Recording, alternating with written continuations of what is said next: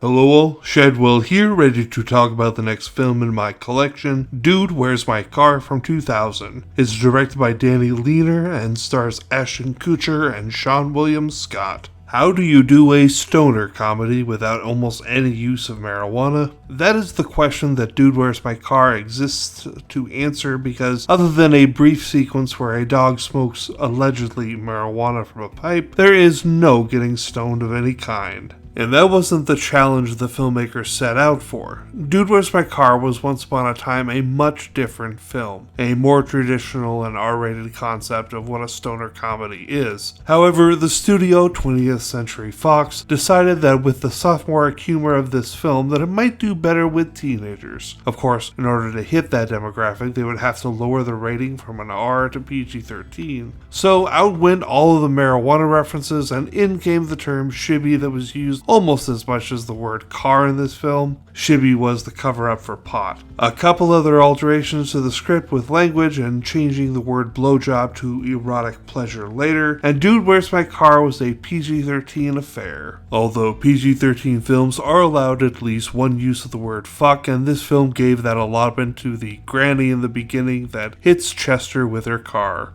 You definitely get the feeling that if the film had been given the green light to be itself and move forward with its original R rating, it would have been very different, but as it is in its PG-13 state, it's not bad. It came out during Californian Shadwell, of course, but that withstanding, I really like this film. I find it very humorous. Granted, I understand it is incredibly immature and childish, and it does quite unashamedly use a trans character as a punchline, but I gotta give it some credit. The trans woman is always referred to as a her when Jesse and Chester are talking about her, and they never refer to her by a negative slur. Although they do make a joke about calling the Dalai Lama an F slur without the hard T, and you know what that means, lowered by 1/2 a letter grade. But other than those incidents and the immaturity of the humor, at the end of the day, it is still very funny and tickles at least my funny bone. I also love that the twins aren't actually twins. They're just two women, one of which is an early role for Jennifer Garner that looks similar. They're not even the same height.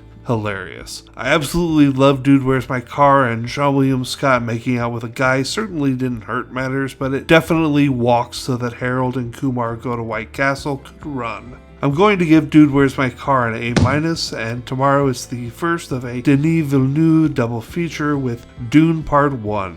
See y'all then.